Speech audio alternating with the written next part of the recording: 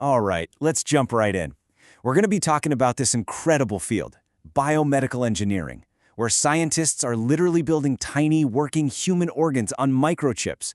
I know, it sounds like something straight out of a sci-fi movie, but it's very, very real. And honestly, it could completely change the future of medicine.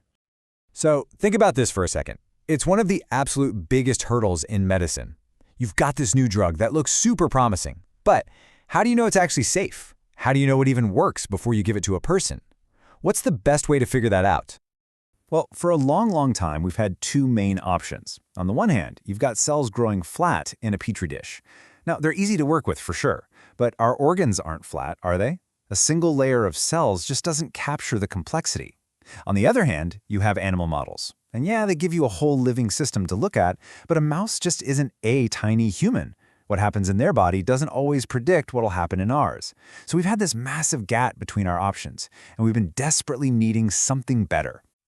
And that's where the organoid comes in. You can just think of it as a mini organ. It's incredible. Scientists take human stem cells and can actually guide them to self-organize into these tiny three-dimensional structures that act like a mini liver or a mini lung or even a mini brain. It is a huge leap forward. You can really see the journey here. I mean, we started with just a flat line of cells, right? Then we got a little smarter, made a 3D ball of cells, a spheroid. Better, but still simple. Then we started mixing different cell types to get a true organoid. But the real breakthrough, the final step, is giving it a blood supply, adding blood vessels to create what's called a vascularized organoid. That's the part that changes everything. And this is the big hurdle. You can't have a complex 3D structure without the infrastructure to support it. It's like building a city without any roads. You need a way to get supplies in, like nutrients and oxygen, and a way to get waste out.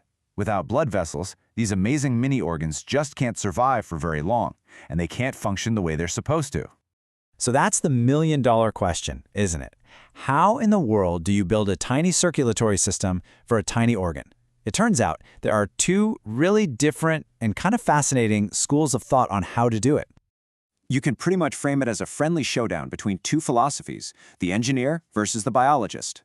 The engineer wants to design and control everything from the top down.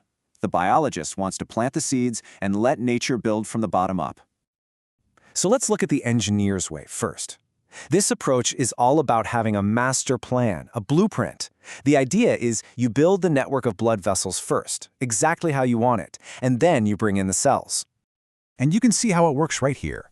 Engineers use these amazing techniques like ultra-precise 3D printing, or they'll even create a mold out of something like sugar that they can just wash away later.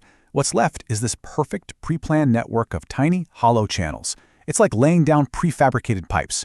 Then they just line those pipes with the cells that line our own blood vessels, and voila, you've got a system you can actually pump fluids through. Okay, so the second approach is totally different. It takes its inspiration directly from nature. Instead of imposing a rigid structure, this is more like planting a garden and just letting it grow. And this is where you see the magic of biology. It's called self-assembly. You just mix the key cell types together in a gel, and then you wait. You just let biology do its thing. The cells start talking to each other, organizing themselves, and over a few days they spontaneously form this beautiful, complex, branching network of vessels.